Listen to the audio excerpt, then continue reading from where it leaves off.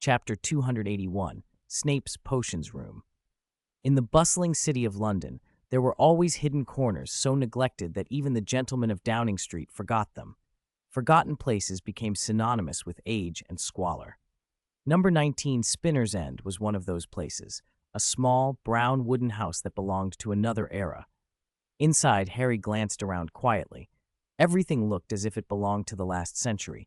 Old furniture, yellowing newspapers, dust-coated photographs, and even a grandfather clock that would have been at home in an antique shop.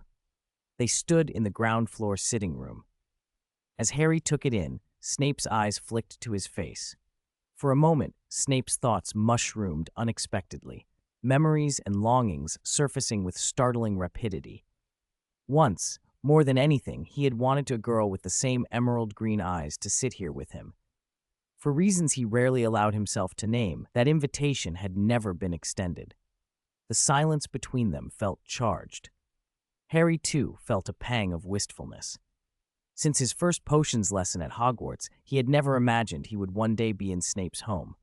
Even stranger, he had been told he would be staying here for half a month. Dumbledore's instructions ran through his mind.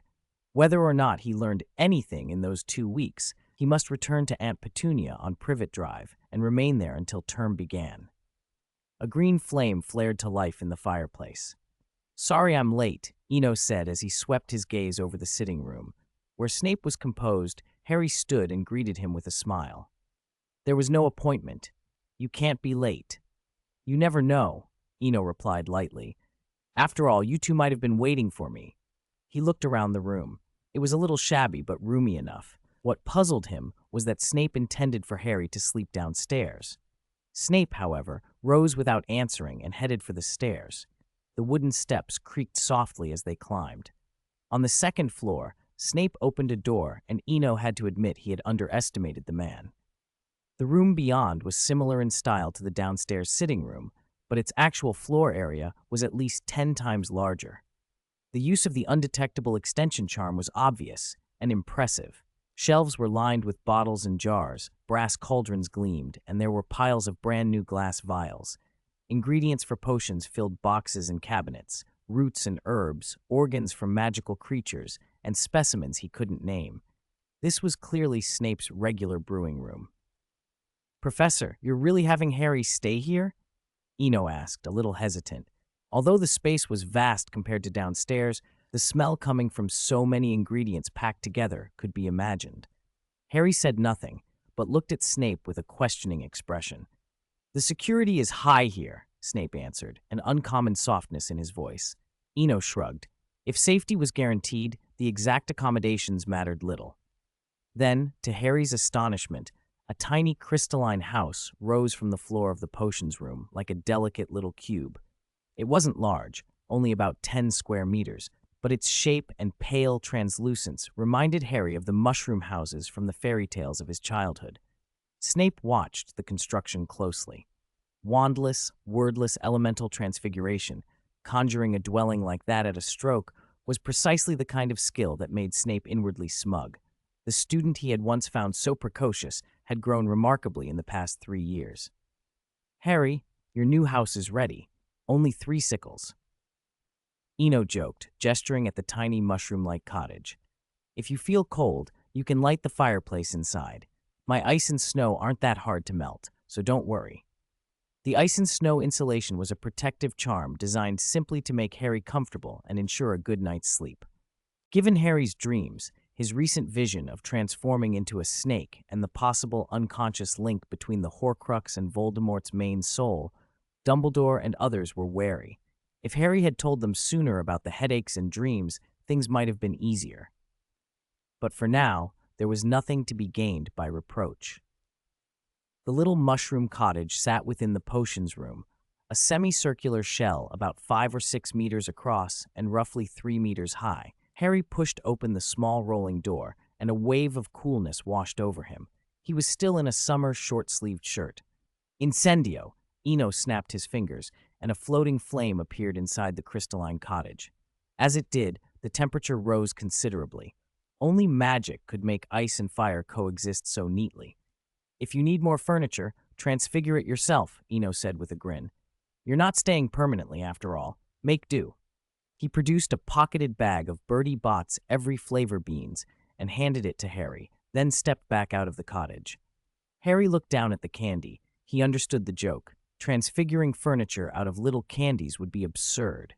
For a split second, he felt like calling after Eno and explaining earnestly that he had, in fact, copied all of his transfiguration homework, mindlessly and without thinking.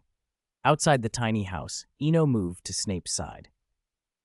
"Professor, I've done what I can. If you need anything else, write to me." "Good," Snape said, nodding once. Then he withdrew a small bottle from his robe pocket. It glimmered with a golden, sparkling liquid, Felix Felicis.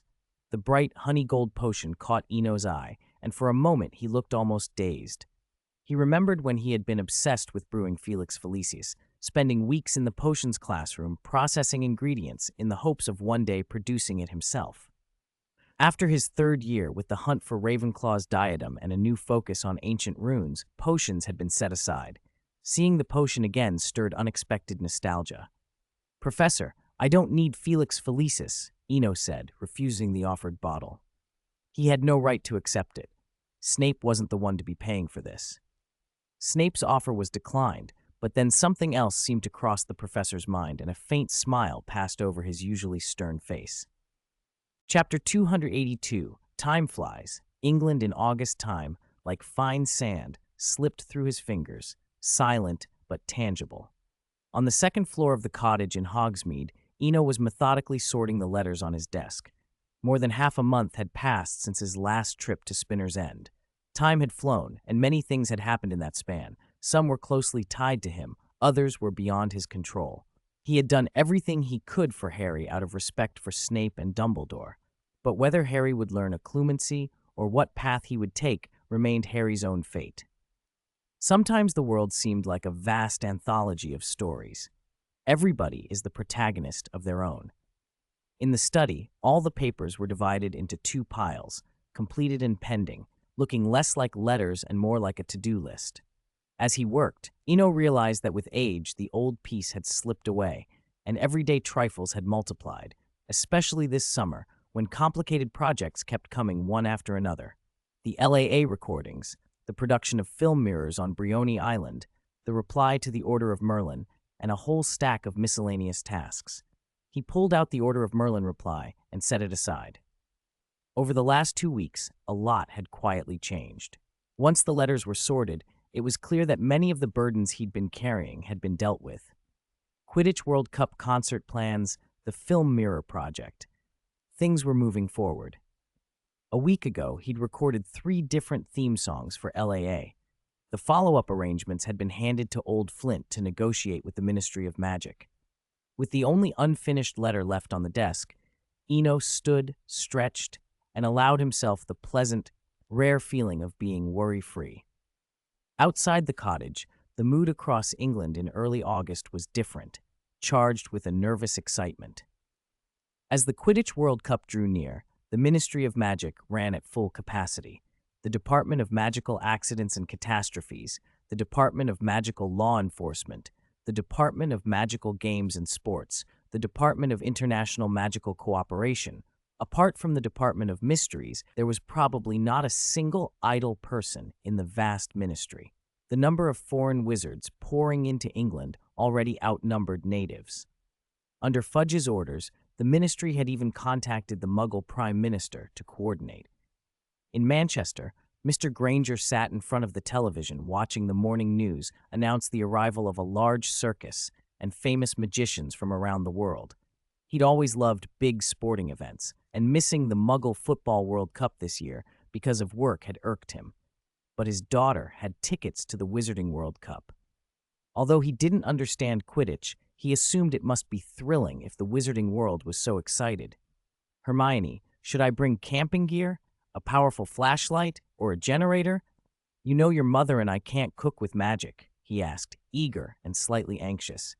Hermione folded her newspaper and smiled. "No, Dad, you don't need to bring anything. I'll take care of it. If you really want to bring something, bring that small tent from last summer." "All right?" He sounded a bit deflated. Once he ran the household, now he could do little. He couldn't even help financially because the Wizarding Bank had restricted pound exchanges. Mrs. Granger noticed the change in her husband's voice and squeezed his hand. "You should be proud, not sad," she said.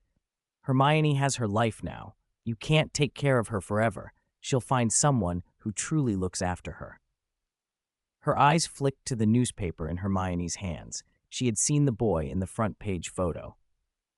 At the Three Broomsticks in Hogsmeade, laughter had filled the taproom since afternoon. A 41-inch film mirror hung in the main room, looping comical Tom and Jerry-style shorts. While the students at the castle might find it juvenile, most patrons in Hogsmeade were adults or foreign tourists, and the place was thriving. Madame Rosmerta, ever mindful of the bottom line, checked the day's takings and then looked at the young man beside her. "I still don't know what you were thinking," she said with a teasing shake of her head, "but this is going to be the next big thing. You'll be rich." Eno waved the compliment away. "It's not just me. Plenty of people helped, so it ran smoothly. But I wonder how it'll go once the product leaves England." "You worry too much," Rosmerta replied. "When there's enough profit to be made, people sort out the problems. In Diagon Alley, how's old Tom doing?" Eno asked, glancing at the crowded pub and thinking of the alchemy factory on Briony Island finally ramping up. The first promotional batch of film mirrors had quietly rolled into the market, thanks to support from local pure-blood wizards. Shopkeepers in both Diagon Alley and Hogsmeade were already hanging mirrors playing animations scaled to their storefronts. "Tom will be fine, probably more popular there than here," Rosmerta said, then changed the subject. "But it's you they're talking about. I can't believe Fudge agreed to add a new segment right before the Cup, an outdoor stage for 100,000 people. Merlin." Eno smiled. "Fudge didn't agree just for a show. If everything goes as planned, the rest will be rewritten. If a true phoenix were to be born on a stage in front of 100,000 witnesses, Fudge's name would go down in history. Britain would be the first to do it." Madame Rosmerta laughed and shook her head, half in disbelief, half in admiration. Around them, the pub hummed with talk of the coming World Cup and the strange, exciting things that always seemed to arrive with it. Appendix: Flobberworm, British Ministry of Magic, Classification Level X. Appearance: the flobberworm is a thick, brown, worm-like creature up to 10 inches long. It prefers to remain inactive. Both ends of its body are similar and can chew plant matter and excrete mucus, hence its name. Habits: flobberworms live in damp ditches. Their preferred food is lettuce, but they will eat almost any plant. Chapter 283, slightly delayed today. Sorry, everyone. Xiaodi has just finished writing, but it still needs to be revised. Today's update will be a little delayed, but it will be ready by 9 p.m. at the latest. Sorry for the inconvenience. Chapter 284, interesting campsite. At the Three Broomsticks, Eno was leisurely sipping grass juice at the bar. Meanwhile, the leaky cauldron in Diagon Alley was heaving with people. As the commercial face of the alley, the inn offered a riot of color. Different skin tones, different races, all sorts of costumes. Wizards from all over the world had clearly poured in. Some had come to England early for sightseeing. Others would arrive at the last minute by portkey. No matter how they arrived, one thing remained constant. Wizards loved Quidditch. August brought heat and sudden convective thunderstorms. Short downpours lasted less than a quarter of an hour and did nothing to cool the air. They only made the crowds in London and Diagon Alley muggier and more humid. Out in St. Catchpole Village, under a high moon, a cool evening breeze blew across the open fields.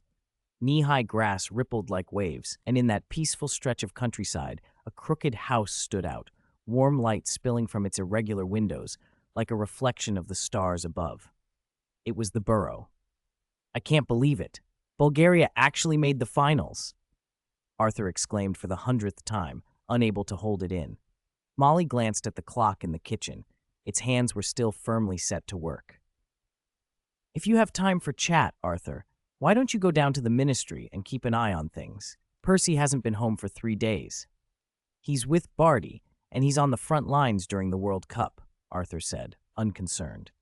A young man devoted to his career was to be expected. Molly's sigh held everything she didn't say. She wanted her children to be successful, but she didn't want them to wear themselves out. It was already late. She wondered if Percy had even eaten. In Diagon Alley, inside an exclusive shop, Percy stood with a crystal-clear wine glass in hand while a group of well-dressed young wizards enjoyed a small banquet. "Everything's arranged, then. I'll take my leave. Enjoy yourselves." Someone rose to go.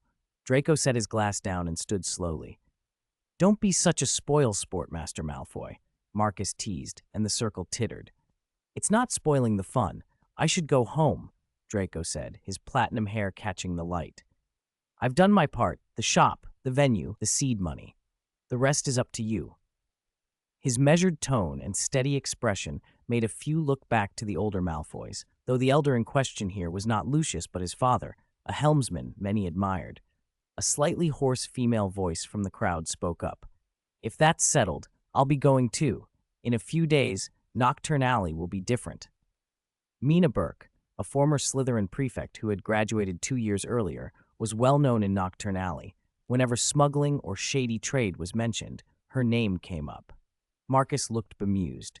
Leaving right after business, Draco and Mina both struck him as peculiar. Percy, for his part, felt a small, private indignation. They were all from the Sacred 28 families, but the Weasleys had nothing. That would change, he told himself. He believed it more than ever after George and Fred took charge of improving the film mirror. If the mirror was a ship, they were its captains, and he was the one who spoke for his brothers. Some things had to be fought for personally. He set his glass down again, smiling with the practiced politeness of someone who handled social networks and public appearances. Time did not pause for any of it. Within a week, thanks to the ministry's efforts, a stadium capable of holding 100,000 spectators had been erected. The match was still days away, but many wizards chose to camp near the venue. From Fudge down to the ministry interns, everyone approved. Better to gather the crowds than risk a lone wizard causing a spectacle in the Muggle world.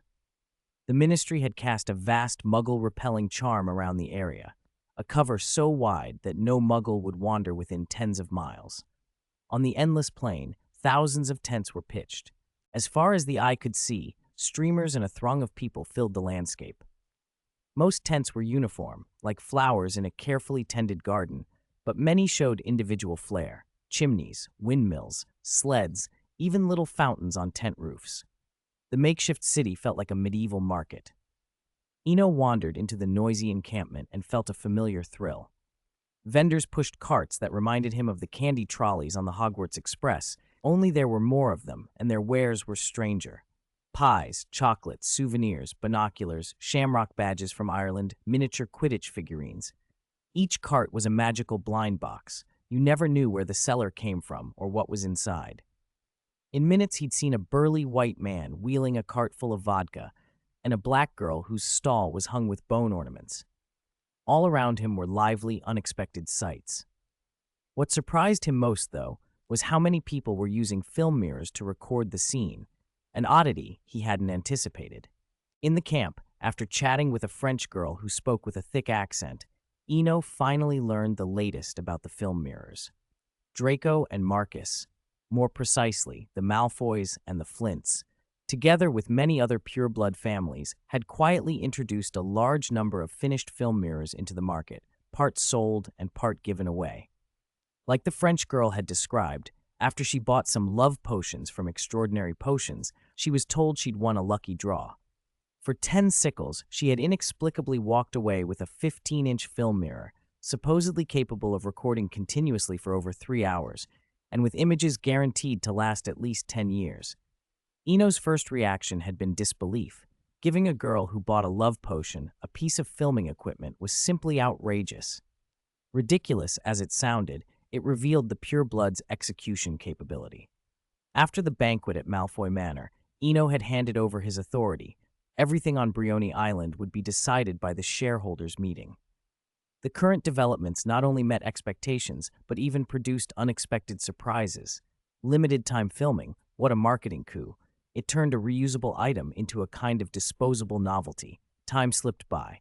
3 days passed in a blur, and during that time, Eno felt the real charm of magic. Wizards from all over the world brought experiences Hogwarts or Diagon Alley couldn't match. For a moment, he imagined buying a small island and turning it into an amusement park for wizards everywhere. For now, though, that remained only an idea. The urgent task was preparing for the opening concert. As the date approached, Old Flint sent back a reply from the Ministry of Magic. The chosen song would be The Cup of Life, the 1998 anthem. Eno wasn't surprised. There were many World Cup songs, but the fiery, uncomplicated energy of The Cup of Life fit a sports theme perfectly. Old Flint didn't arrive empty-handed either. Along with the ministry letter, he'd sent 10 sets of exquisite evening gowns in various styles. The camp's population swelled day by day. "Amazing!" Sirius exclaimed, looking out over the endless rows of tents. Harry and the Weasleys stood beside him. "Yes, fudge can surprise you sometimes," Arthur added, his voice proud. It wasn't a small feat. It was like building a city in the wilderness, and as a proper Englishman, Arthur felt moved. "I heard from Ludo when I got the tickets that the ministry probably sold 100,000 tickets, and now," Arthur trailed off. The thought of 100,000 people shocked everyone, Harry most of all. He had once thought Diagon Alley and Hogwarts were the center of the wizarding world. This put that notion to rest. Arthur noticed his look. "Children, the wizarding world isn't just Hogwarts. There's a vast world beyond. But our main job is setting up the tent. Unless anything goes wrong, we'll be here the next few days."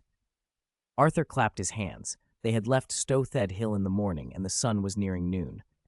"No need to worry about the tent," Sirius said, cutting in. "They allocated a plot to me a week ago. I had Creature set it up. That'll hold us all." Arthur looked slightly disappointed at being sidelined, but resigned. "Very well, we'll follow your lead." They followed Sirius to the camp's most exclusive area. The contrast from the outer rows was striking. The outer tents were simple triangular affairs, looking almost like a slum compared to what lay ahead. Here the tents were more like lavish small palaces. One even resembled a 4-story miniature castle, with gardens, sundials, fountains, and towers. They'd even brought white peacocks. The display of luxury made everyone but Sirius uncomfortable. It was the Black family's territory, after all, and aristocratic tenting was never modest. Fred and George, however, took the extravagance in stride and even seemed oddly pleased. Inside one of those palace-like tents, Eno lay on a soft sofa, enjoying a post-lunch nap. Draco had known the evening's match order for some time, and when he asked quietly, "Aren't you nervous?" Eno opened his eyes a fraction and answered, "What's there to be nervous about? Don't look at the crowd. Really, you only ever have to face yourself." "Face yourself?" Draco echoed thoughtfully. "Yes, that's what my teacher told me. If you can stand facing yourself calmly, you can face anyone calmly. Even with the whole world watching, you'll remain composed." Eno's voice grew soft as he replayed images from his past. The Royal Grand Theatre in that other, fantastical life had been as grand, maybe grander, than what surrounded them now. He let his thoughts drift. The story had changed beyond recognition, but he didn't regret it. At worst, it would just mean a different protagonist. He used to fear change because it stole his security, but now, if Harry couldn't carry the spotlight, he wouldn't mind stepping in for a cameo. This was only a story played out in a corner of the British Isles, after all. As Eno drifted back towards sleep, Draco's expression shifted. For a moment, a flash of understanding lit his eyes and then was gone, leaving him even more composed than before. With a sharp suit and that steady expression, he didn't look like a fourth-year student at all. Chapter 286. The 422nd Quidditch time slipped by, second after second. As the afternoon wore on, a low, eager excitement spread through the entire camp. By dusk, even the quiet sunset seemed to tremble with anticipation. In the middle of that rising tide of feeling, Eno opened his eyes. A tiny flame, no larger than a match, hovered before him. Feeling the change in the spark, he vanished from where he stood. Backstage at the stadium, Ludo Bagman, head of the Department of Magical Games and Sports, paced like a man on pins and needles. The audience was about to arrive, and the opening act still hadn't appeared. Ludo knew well that if things went wrong, it wouldn't just be embarrassing. His position, maybe the whole department's reputation, could be at stake. He looked as if he might burst. A soft noise drew his attention. Seeing Eno, Ludo's shoulders sagged and tears of relief almost came. "Thank Merlin. You haven't forgotten. Where have you been?" "I was terrified. Sorry, I overslept a little," Eno said quietly. Well, it's a minor thing. Ludo's voice trembled with lingering fear. He clearly imagined far worse. You've got 1 hour to get ready. When it's time, the venue staff will play the accompaniment in 12 sections on my signal. Remember, use a red firework spell. That's the only thing they'll recognize. Ludo ran through the agreed plan again, and Eno nodded. He went to a nearby dressing room. After all, it was a performance, and he had to change. Ludo relaxed a little. Everything seemed salvageable, and he turned to prepare his own duties. An hour later, the 100,000-seat stadium was full. Ludo rose in the central box on the top tier. Fudge nodded encouragement, and Ludo began, voice booming. Ladies and gentlemen, welcome to the 422nd Quidditch World Cup. Applause thundered through the arena. Before the match begins, we've prepared a small surprise for you. But Ludo was no natural MC. His awkward opening had put Eno in a tight spot, like an unwelcome 30-second ad before a show. No one liked it. The crowd hadn't complained aloud, but the atmosphere across the stadium was pinpointed, uncertain. Fudge's frown deepened. He regretted giving Ludo the opening. Ludo himself, watching his minister's expression, realized belatedly that the mascots should have appeared to warm the crowd. Now, with no mascots and the ice unbroken, things looked shaky. Then a low, melodic sound rolled across the stadium, a mournful, oceanic cry. Look up! Merlin's beard. One by one, eyes lifted to the night sky. Against the dark, a 30-foot-long whale, shimmering with colored light, drifted into view. The sky turned to a vast ocean, and the silver whale swam through it, its song accompanied by the distant hiss of waves. The sight gave everyone a feeling of breadth and depth, like standing at the edge of an endless sea. The whale descended slowly, the sounds of waves and song fading, but all attention remained fixed on it, and on the young man standing on its back. Framed by the starry night and riding a luminous giant whale, Eno cut an unforgettable figure even to a crowd used to magic. Eno let out a quiet breath of relief. He'd been nearly tricked by Ludo's timing. The opening speech had forced him to change his planned entrance.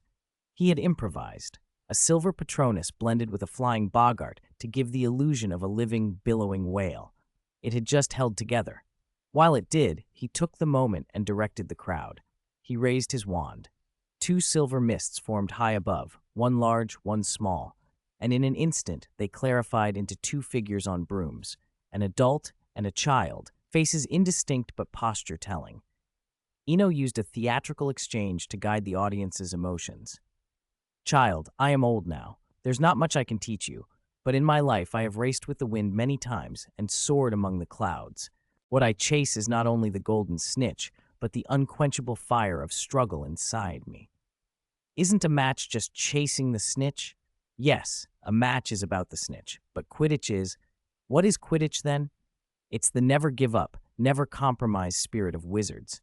When wizards face misfortune and setbacks, they remember Quidditch. They remember the struggle they once had on the field. The silver phantoms dissolved, replaced by clear images of a distant age. Wizards standing against dragons, giants, dementors, and venomous tentacula. Despite the variety of foes, the wizards gripped their wands and chose to fight. The images faded as a burst of red fireworks blossomed, and rhythmic music filled the stadium. Over the beat, a voice swelled to cover the whole arena. The Cup of Life. This is the one. Allays, allay, allays, go, go, go! A Muggle chant carried forward years before its time and planted into an English stadium cut the crowd's drifting thoughts cleanly back to the game. The simple, driving rhythm and chant-like lyrics stoked a communal energy. Whatever people had been thinking moments before, now only Quidditch mattered.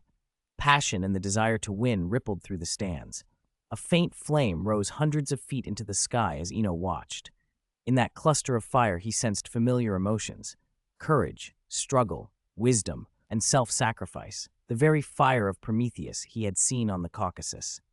There was also the thread of salvation woven into myth.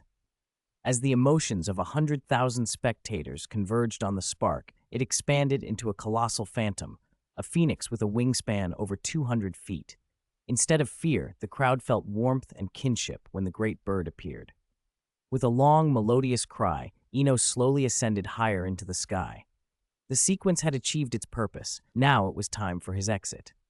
He knew whatever conversation followed tomorrow would be shared by many, and he would not stand alone in the fallout. Below, the silver whale and the crimson phoenix drifted outward, but the opening surge was just beginning to ripple through the stadium. The Bulgarian team made a spectacular entrance next, players riding in a tight triangular formation around the pitch. Countless bright red flags erupted across the stands in response. Their banners fluttered in echoed formations. The Irish team followed, a sweep of green shamrocks appearing and answering the reds. Thousands of flags waved in unison, red and green alternating, and the entire stadium became a roaring sea of celebration. The entrance of the two teams could not have been more perfect. They filled the silence after the opening performance and sent the stadium's energy soaring. Now, ladies and gentlemen, first onto the pitch, the Bulgaria team. Dimitrov, Ivanova, Zograf, Levski, Volkanov, Volkov. Ludo's voice crackled over the loudspeakers as the Bulgarian players streaked across the field so fast the crowd could barely make out their shapes. And finally, our seeker, Krum. The cheer that followed threatened to shake the stands. Even Ireland fans clapped and whooped. A world-class seeker like Krum on the Quidditch World Cup pitch had the aura of a returning superstar. "He's incredible," Ron murmured, eyes shining. "A top seeker," Arthur agreed, though he still had doubts about Bulgaria's overall chances. Krum's brilliance, however, was unmistakable. Not everyone shared the same reaction in the boxes. After the earlier display, Hermione found her enthusiasm for Quidditch dampened. It seemed trivial compared to what they'd just seen. Mr. Granger, by contrast, loved sport in all its forms. He regarded the opening ceremony as mere prelude. For him, the official match was the real event. Nearby, in another private box, Eno cradled a warm, soft phoenix and smiled at the two older men watching him. "A real phoenix. Of course it worked." Newt stood, excitement in his voice. "Congratulations, Eno. Newt, your names will be written down in history." Dumbledore gave a quiet clap, his relief and pleasure plain on his face. "Thank you, Professor, but I'd rather be a witness to history than its headline," Eno replied lightly. "Let Newt take care of being the one everyone reads about." Newt hardly heard the banter. He was entirely absorbed in the newborn bird. This phoenix felt different from Fawkes and different from Spark. There was sacrifice in it and courage too, yet something else pulsed beneath. Unable to keep the question to himself, Newt leaned forward. "Eno, this one feels different." Dumbledore's smile flickered. After half a century, the man before him was still the same, always probing, always curious. He knew, as did Newt in his bones the moment the bird hatched, that this phoenix was unusual. But some answers could not be given outright. Before he could speak, Eno looked down at the creature and said, "I've named him Corvus." Where Fawkes burned a vivid brazen red, Corvus was the color of the morning sun, a comforting, warm orange red. Newt tasted the name slowly. "Corvus? Healer? Reborn?" he guessed, trying on the meaning. The phoenix's eyes were warm and clear, bright as dawn. Unlike the turmoil when Fida had been born, Corvus turned his head calmly when he noticed he was being watched and met Newt's gaze. In a heartbeat, Newt was taken back to his first carefree years at Hogwarts. Soft mornings, easy laughter. Eno's face softened as he watched Corvus stir. The affection there was obvious. Compared to Fida, Eno admitted this felt different, less a rebellious son, more a beautiful, cherished daughter. Dumbledore observed quietly, entirely at ease. For a moment it felt as if time had stopped in the box. On the pitch, nothing had. Bulgaria and Ireland were fighting as if the cup depended on every wing beat. Every turn, every dive, every collision was played with utter commitment, a breathtaking spectacle. Harry held his binoculars and could hardly blink. He had been a Gryffindor seeker and seen countless matches over 3 years. But this was something else entirely. The gap between school-level play and this kind of professional Quidditch felt less like a distance than an abyss. Mr. Granger, watching the reckless speed and hairbreadth avoidance, muttered under his breath, "Are they on something?" Hearing that, Hermione's frown tightened. She hated anything that smacked of cheating. "That's impossible. Potions like Felix Felicis are banned, and any decent potions master would sniff out tampering before a match even began."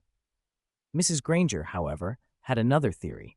"Maybe it was the song," she said. "Eno's voice just now made you want to win.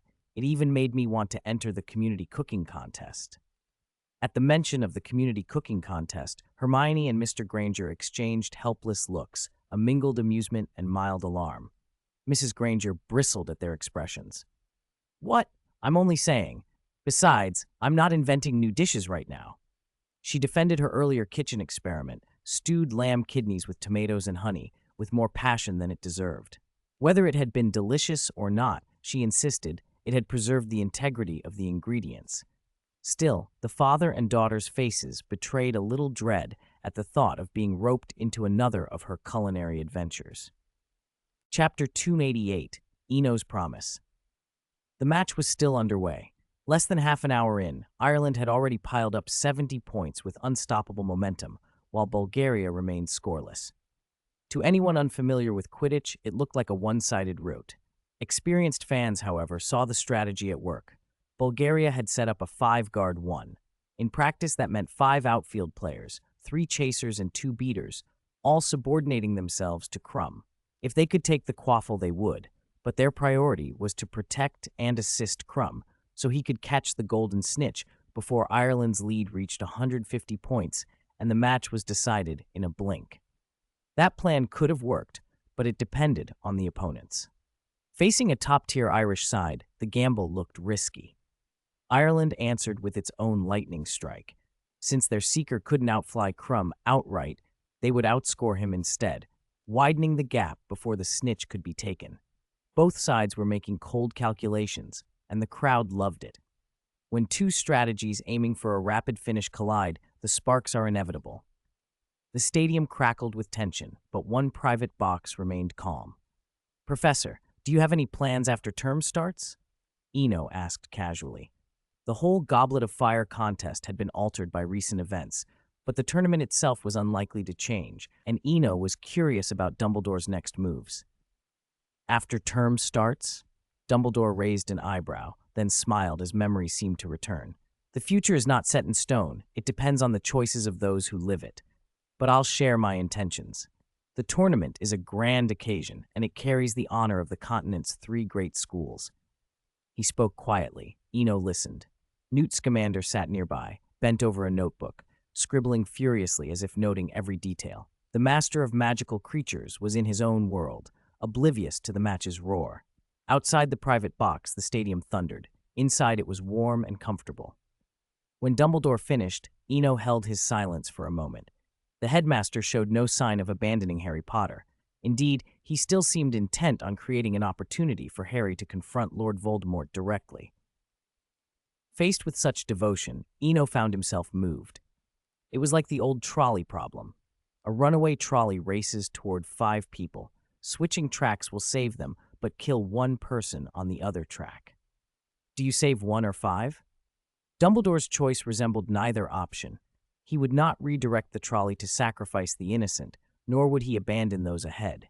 Instead, he seemed determined to leap onto the tracks himself and stop the trolley by whatever means necessary. To a muggle, that might sound impossible, but making the impossible possible is what magic is for. Eno felt the weight of that.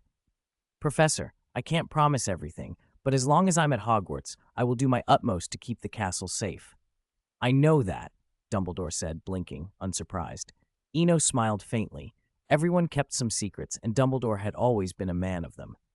Outside, the match intensified. Bulgaria's stubbornness showed. After Ireland's lead hit 120-0, they finally admitted their original plan had failed and shifted tactics. Rather than continue to shelter Krum exclusively, they joined the fight for the quaffle. Their change paid off. After a brutal tussle, the scoreboard read 130-10. They had finally scored, but for most observers, the contest was already decided. If Bulgaria had switched earlier, they might have preserved a real chance. Now, trailing by 120 points, abandoning interference to allow Krum a clear path to the snitch would have been the more logical, if brutal, choice. Their current struggle looked more like an attempt to delay the inevitable than a genuine comeback.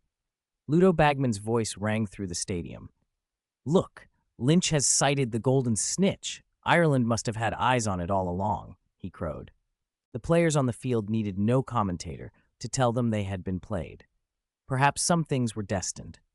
2 hours after the match began, Krum executed a perfect Wronski feint, bamboozling Lynch and snatching the snitch amid a roar that shook the rafters.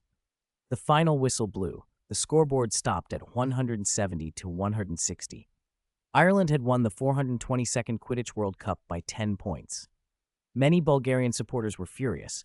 They had watched their team fight through adversity only to lose by a hair. Objectively, however, this was the best possible outcome. Continuing would only have widened the deficit. Better to lose gracefully than to be overwhelmed. Still, discontent swelled in the stands, and an uneasy restlessness began to spread. The Bulgarian Minister of Magic's face darkened. He could not understand Fudge's indifferent smile and feared a riot if things slipped further. Before he could act, the door to the private box was pushed open from the corridor outside. Chapter 289. Dumbledore dominates the scene. 3 people and 2 phoenixes. The Bulgarian Minister of Magic registered a sudden look of understanding. He was a foreigner, but he still recognized the 3 wizards before him. The greatest white wizard of the 20th century, Hogwarts headmaster Albus Dumbledore, the magizoologist Newt Scamander, and the young man who had been singing earlier, standing on the whale.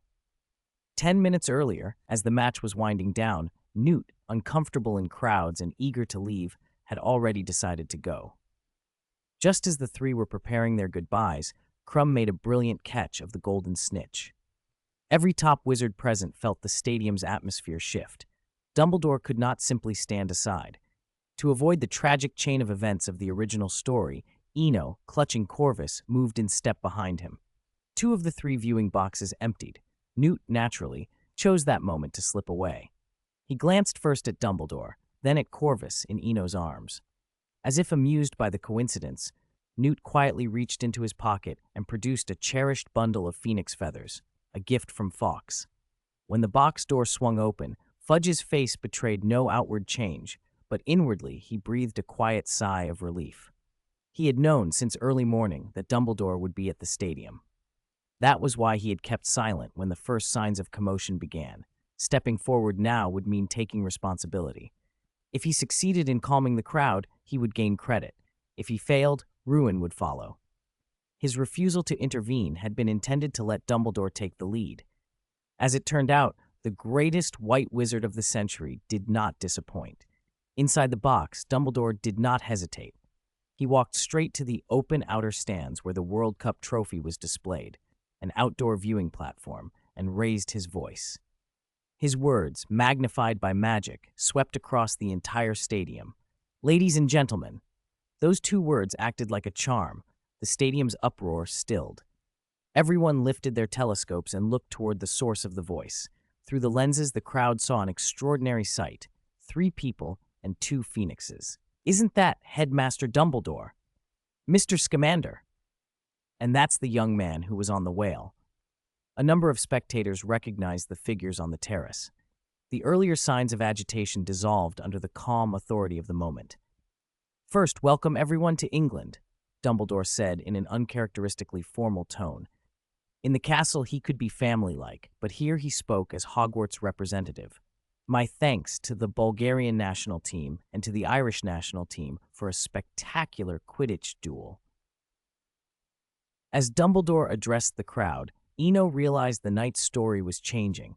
He wasn't certain whether the Dark Mark would appear as in the original timeline, but with Dumbledore and Newt present, anything that might have sparked panic would be quelled. Even if someone from Nurmengard walked out onto a high tower, or even took Lord Voldemort's hand, it would mean nothing in the face of this. Dumbledore kept speaking while Eno's attention drifted to Fawkes. After a quick comparison, Corvus still struck him as the more beautiful bird. Eno had never truly understood why Newt used precious phoenix feathers to summon Fawkes. If the goal was to increase the credibility of a phoenix's appearance, it seemed unnecessary. Fawkes and Corvus were plainly different. In the end, he chalked it up to Newt's playful spirit.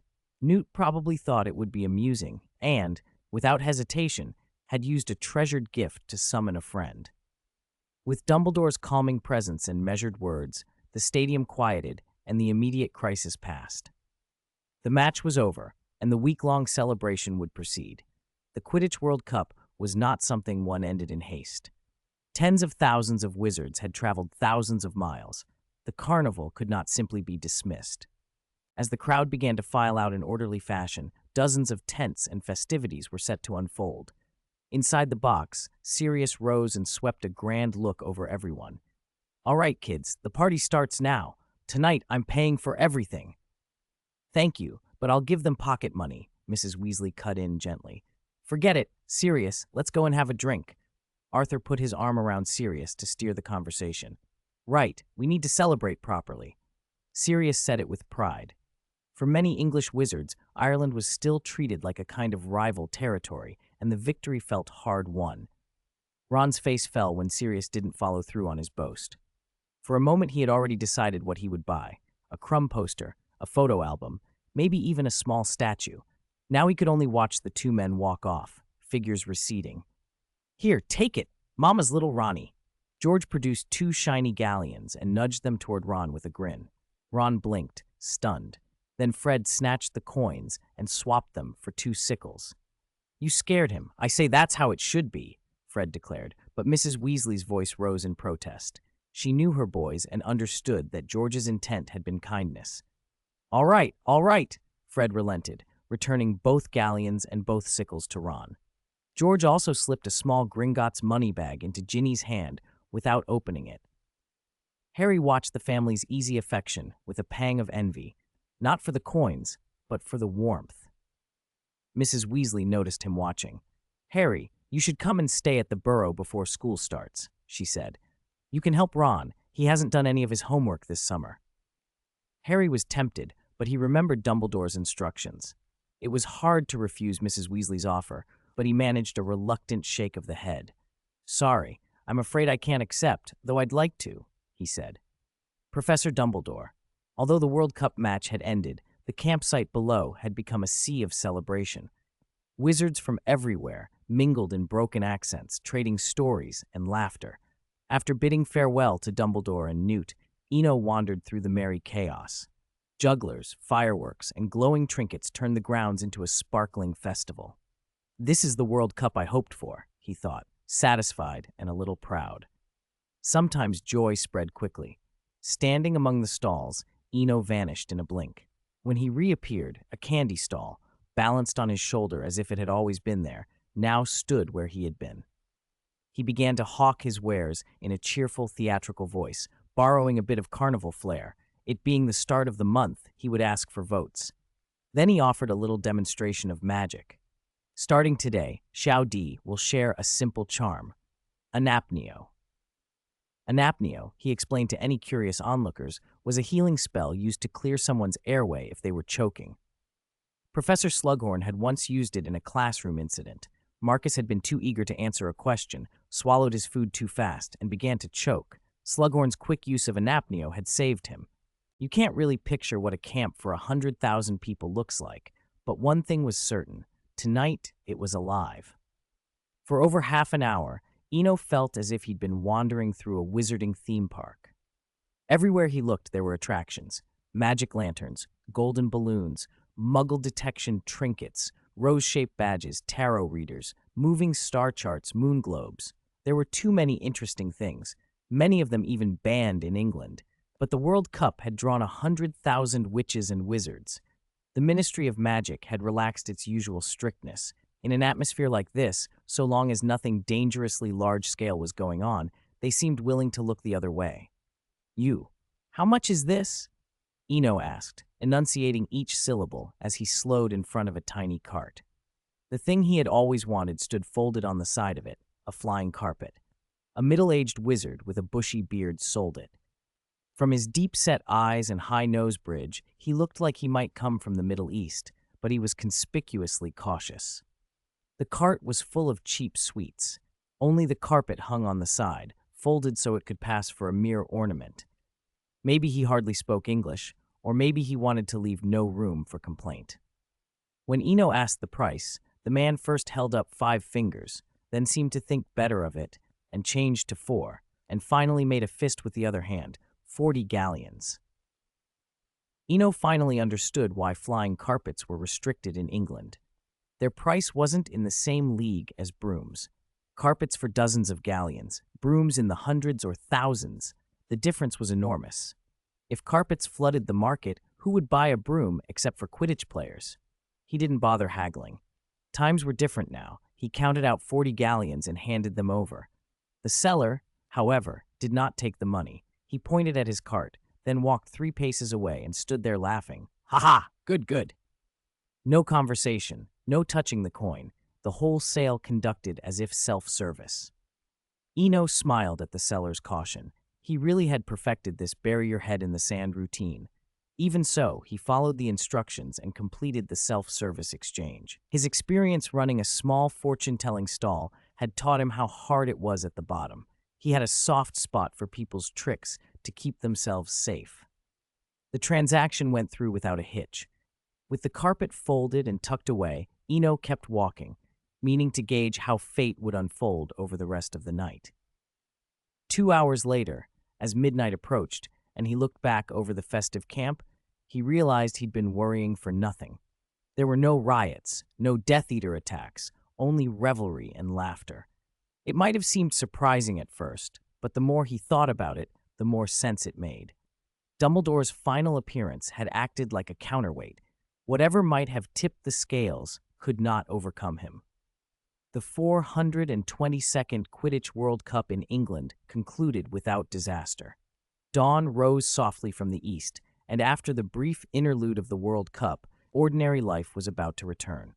Inside the Black's tent, under Mrs. Weasley's supervision, the family, joined by Harry and Sirius, sat around the dining table enjoying breakfast when an exasperated voice drifted in from outside. "They're mad! The whole Daily Prophet's gone mad," Arthur said, entering and shaking his head. "Is it that reporter Rita again?" Mrs. Weasley asked. "Heaven knows where she gets her stories." "This time it's not secrets, it's outright nonsense," Arthur said, helpless. Their voices drew everyone's attention. Sirius sprang up and took the paper Arthur had brought in with a snort. "Pfft! Ha ha! They don't think about Dumbledore's age, and they dare print this rubbish." Sirius laughed and spread the paper on the table so everyone could see. Ron read the headline aloud without meaning to. Dumbledore's illegitimate son left in the Muggle world, Merlin. A bold headline faced them, and a high-resolution photograph, Dumbledore on a terrace, and beside him, Eno holding a phoenix. The angle had been chosen cunningly, a little displacement that made their expressions look strikingly similar. Ron's reading made everyone at the table sit up. Mrs. Weasley put down her cutlery and took the paper. The same phoenix, an outstanding academic performance in his student days, force us to suspect a relationship between the two, one line of the article suggested. "Madmen," Mrs. Weasley snapped, slapping the paper down. "More than mad, it's utterly absurd." Sirius shrugged. "They don't even bother with the age difference. If they're going to invent things, they'd do better to invent Snivellus having an illegitimate son. At least he's Slytherin." "Sirius," Mrs. Weasley looked cross. His time on the run had not dimmed his respect for her, and the look on her face sent him into full damage control. "I was only joking. It's that Rita Skeeter, always making things up." "That reporter will get her comeuppance sooner or later," Arthur said firmly from the table. While the others bickered, Harry studied the photograph in silence. From recent interactions, he'd noticed a resemblance between Eno and Professor Dumbledore, not just in features, but in presence. Although he hated the newspaper's absurd suggestion, he had to admit the two gave him the same sense of calm. Before he'd begun studying occlumency, when the nightmares and headaches came, being near either of them seemed to ease the symptoms, or even make them disappear entirely. Chapter 291, A Visit to Nicholas Flamel. The layout of the Daily Prophet set the British Isles abuzz. Many laughed it off, but some took it seriously, credulous, lower-class wizards who believed Rita. More consequential, however, was an article in a respected wizarding journal. Newt Scamander's essay, "Phoenixes Should Not Be Classified as Magical Beasts." The moment it appeared, the piece was reprinted across academic journals. Today's Transfiguration, Modern Wizard Development Studies, Potion Guide, everywhere learned minds in the magical community were talking about it. It was no surprise. Phoenixes were the most mysterious of creatures. Their reproduction was unknown, their origins uncertain, and sightings in the wild were always fleeting. Still, phoenixes had irresistible value, rebirth magic, healing tears, alchemical uses of tail feathers, so any rigorous study mattered. Newt's article spread worldwide within scholarly circles, and its influence far outstripped tabloid gossip. Between Newt and Rita, Eno had been thrust into the center of a storm. Eno paid little mind to the commotion. He had a suitcase in hand and was walking down the Champs-Élysées. Since the rise of French capitalism in the 18th and 19th centuries, the Avenue had become a premier shopping street. But Eno was not there to shop. He had come to see a legend. Who would have thought that the famed alchemist Nicholas Flamel, who had lived for nearly 700 years, kept a secluded residence on the bustling Champs-Élysées? When Fawkes had delivered the note with the address, Eno had first been skeptical. But he quickly dismissed his doubts. The avenue had been laid out in 1771 and renamed the Champs-Élysées in 1789. Perhaps when Flamel settled here, it had been far less crowded. After finding a Chanel flagship store for reference, Eno took the note from his pocket. The address on the paper seemed to erase the busy street before him, replacing it with an expansive courtyard. A pair of eyes had been carved on the main gate. They looked unnervingly alive, staring straight ahead. The sight was disquieting, but Eno casually held the note up. Like a Muggle security pass, the carved eyes closed at the sight of the paper and the gate opened. Instead of pushing his way through, Eno paused in the doorway to study the closed eyes. For a moment he had sensed a trace of life in them. That was strange. No matter how skillful the transfiguration or how exquisite the alchemy, created things were essentially lifeless. Magic could not bring the dead back to life, nor could it create life. Yet the fleeting vitality he'd felt was real. Two possibilities presented themselves. Either the rules he'd learned about magic weren't as absolute as he'd thought, or Nicholas Flamel had mastered a far subtler form of alchemy. "This is interesting," he muttered, then stepped into the courtyard. As he crossed the threshold, the courtyard interior shifted. What had looked like a classical courtyard became a modern room. Air conditioning, ceiling fans, a television, and chandeliers. Before he could take it in, an old voice called from inside. "Welcome, young alchemist." Eno turned and saw the legendary alchemist seated in a corner. He didn't look as he had imagined, no fragile, star-bright-eyed sage. Nicholas Flamel appeared ordinary. White hair, a loose robe, a pale face lacking much color, the look of an old man who'd spent a long time indoors. He could have been mistaken for any retiree who rarely saw the sun. Still, Eno showed no disrespect. He inclined his head and replied politely, "Good day, Mr. Flamel." "No need for formalities. Please, sit." Flamel smiled and nodded toward a nearby sofa. Flamel had received a letter from Dumbledore months earlier and knew something of the young man before him. He had expected arrogance in a wizard of such promise, but Eno's restraint and composure had pleasantly surprised him. Once Eno sat, a chorus of tiny voices rose from across the room. He glanced over and saw a dozen or more small figures, each only a few inches tall, struggling to carry a teacup far larger than themselves. The scene amused him, recalling stories of little folk and animated toys. These figures weren't like transfigured ice sculptures or ordinary alchemical figurines. They moved with life and cleverness. After a moment's hesitation, they climbed the coffee table and built ladders from one another to form a 2-foot giant. The enormous teacup and teapot were hoisted into the giant's hands, and for a while, triumph reigned. Then the arm figurine slipped, the teapot wobbled, and scalding water spilled from the table, streaming over the giant's feet. "It's burning! Pull it up!" one of the tiny voices cried. Even knowing they were constructs, Eno reached out and touched the coffee table. The spilled water condensed into frost beneath his fingertip. "Phew! Saved!" one of the small figures exclaimed, trembling but relieved. A few minutes later, Eno turned to Nicholas. "They're fascinating," he said. A quick observation told him what made these figurines special. They were not like wizards' chess, driven by pre-programmed moves or lines. They genuinely thought. They demonstrated self-awareness, an eye. The discovery reminded him of Hans Christian Andersen's fairy tales. Unlike the grim, adventure-driven stories of the Brothers Grimm, Andersen's tales were gentler and dreamlike. Stories that often brought objects and small creatures to life, like the old street lamp, Thumbelina, the teapot, the ugly duckling, and the princess and the pea. Those personified object tales had a timeless appeal. and seeing Flamel's living figurines felt like stepping into one of those stories. Chapter 292, I Want to Be the Protagonist for the Second Time. So many things were simply afraid of having their fixed mindsets changed. Eno's thoughts rushed in a dozen directions at once, and a slightly absurd, but on reflection, not impossible guess took shape in his mind. If that guess was right, he might be in for the protagonist's treatment again. The fantasy world he entered hadn't been his choice, but he possessed a tool that could send him precisely into worlds, a capital he had once relied on for survival.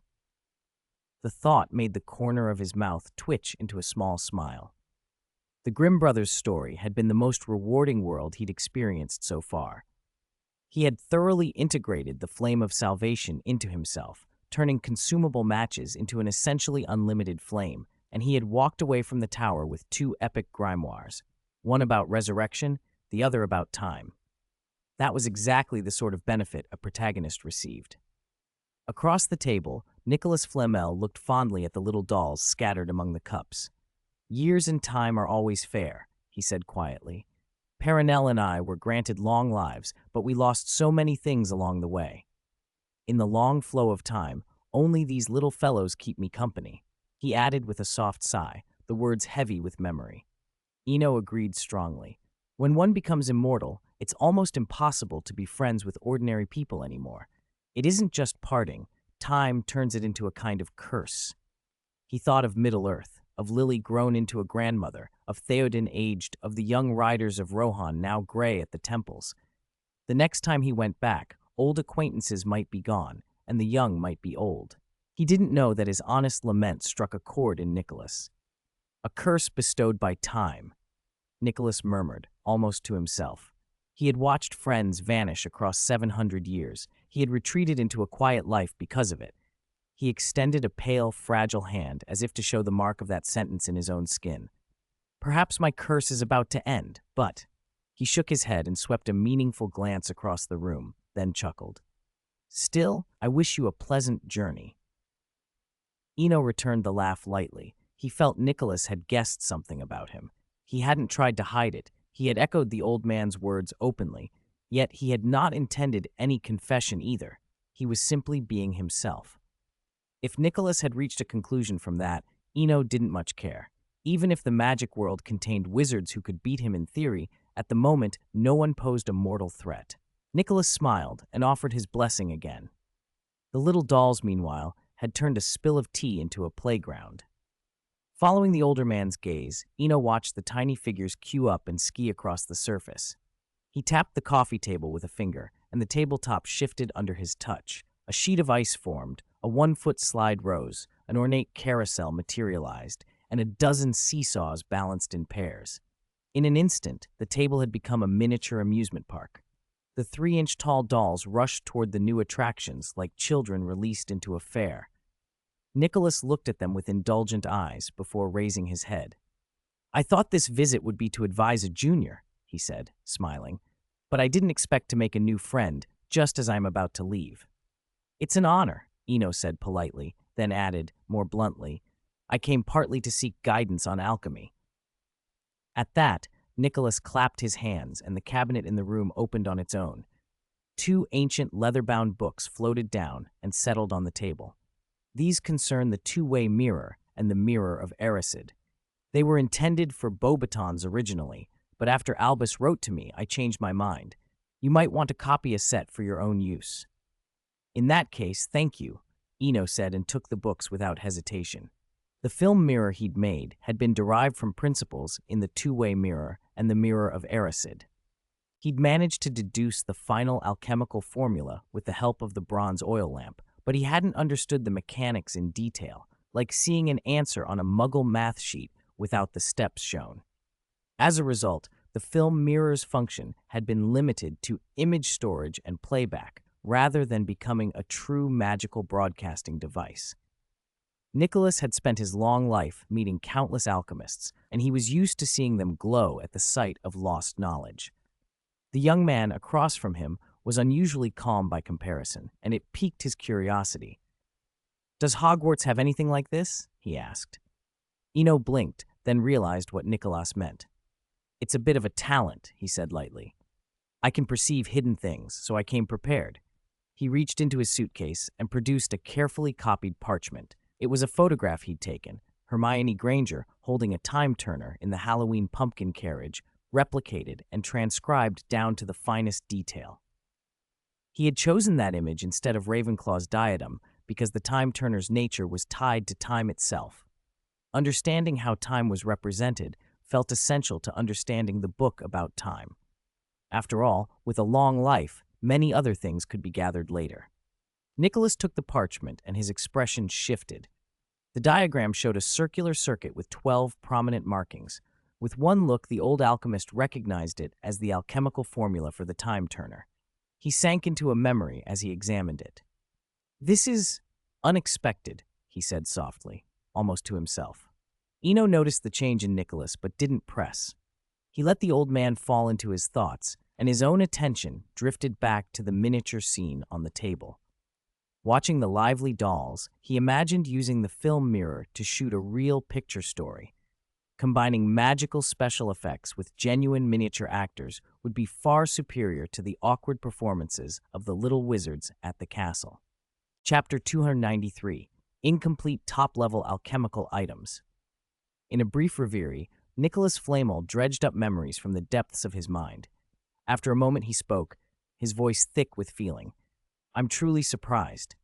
I didn't expect there to be anyone else in this world who could decipher the mysteries of the time turner to that degree." There was an unmistakable note of pleasure beneath his words. Eno frowned slightly. He had heard a different implication in Nicholas's tone. "To that degree? You mean? Yes, it's incomplete." Nicholas took the lead in the conversation without hesitation. "To be precise, every time turner is incomplete, just like the Philosopher's Stone. Every one of them is flawed." "Flawed? Incomplete?" Eno's tone went up a few octaves, not because he couldn't control the volume, but because the claim was so absurd. An incomplete time turner, an incomplete Philosopher's Stone, so all the high-level alchemical artifacts in the magical world were defective? It was hard to imagine what a complete version would even be like. Nicholas chuckled at his astonishment. "You must have only studied a single time turner," he said. "I did the same when I was about 200 years old. I spent decades convinced I'd finished deciphering it, only to realize the sample I'd been studying was a flawed one. Every time turner is different. Think of it like photographing a functioning alarm clock. As time flows, even if you take pictures at an infinitely fast rate, each photo will be different from the last." Under Nicholas's vivid analogy, Eno began to grasp the idea, but new questions followed. "If that's the case, shouldn't there be a complete alarm clock behind all this?" "Yes, there is a complete alarm clock." Nicholas nodded and pointed to an ordinary clock in the room. "The complete alarm clock is the inherent flow of time in this world. A time turner is a projection of that flowing time. That explains why you can't go back and change things that have already happened."